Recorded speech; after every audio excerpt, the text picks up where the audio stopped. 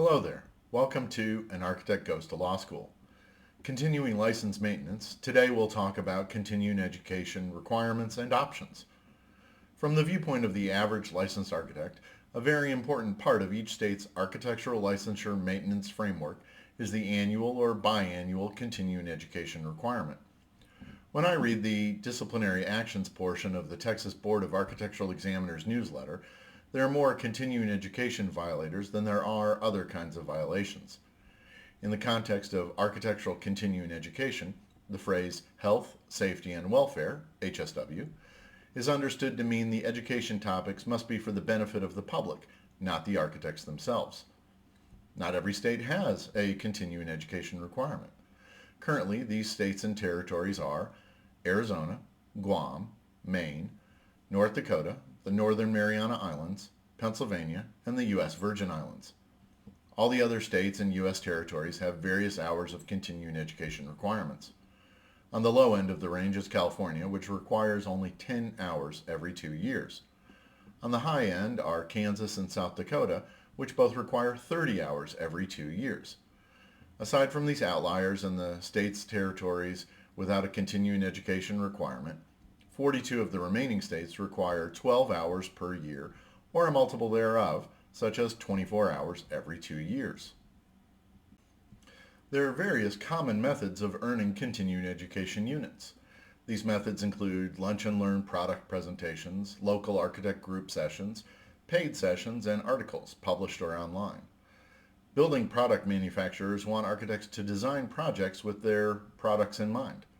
So, many of those companies will arrange with an architecture firm to bring or have delivered a lunch for each attendee to have while a sales representative gives a presentation. These presentations are nominally about a generic building product, touting that materials or components good characteristics and qualities. They can't say the product's name in the presentation in order to adhere to the usual continuing education guidelines, which usually prohibit these presentations from explicitly being hour-long commercials. As many architects know, the monthly office lunch and learn is a convenient way to get a free lunch and a free continuing education unit. Another way to earn continuing education is to attend national, state, or local architect groups, conventions, or monthly meetings. One organization for architects, the American Institute of Architects, AIA, holds a national convention every year. This convention usually consists of seminars and roundtables concerning current topics in the design and construction industry, as well as provides an opportunity for architects and non-licensed professionals to meet each other and network. Another benefit is that product manufacturers and vendors can communicate directly with the professionals. Architects groups at the state level also frequently hold conventions. Finally, local AIA groups often hold free courses for members. While not necessarily bearing a cost for the sessions, there is a fee to become a member of the AIA. There are also published articles that provide the required continuing education credits for free, or at least for the cost of a magazine.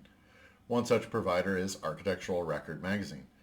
In addition to expected articles about buildings and architects more generally, Architectural Record issues contain articles that provide formally structured and accredited continuing education lessons. Furthermore, there are multiple online continuing education providers, some of which host articles and webinars which architects can access for free. These include AEC Daily, America Training Solutions, Architectural Records Continuing Education Center, Green CE, Hanley Wood University, NCARB, Ron Blank and Associates Incorporated, and The Continuing Architect. I believe you have to sign up to access these services, but some are free, and some of these services even have a log where you can keep track of the credits you've earned. That said, some of these services also provide paid-for packages of multiple continuing education classes. Feel free to comment, ask questions, and suggest topics you'd like me to discuss. Next up in legislation and regulation is architectural licensure, professional, disciplinary, and administrative actions. Thank you for watching. An Architect Goes to Law School.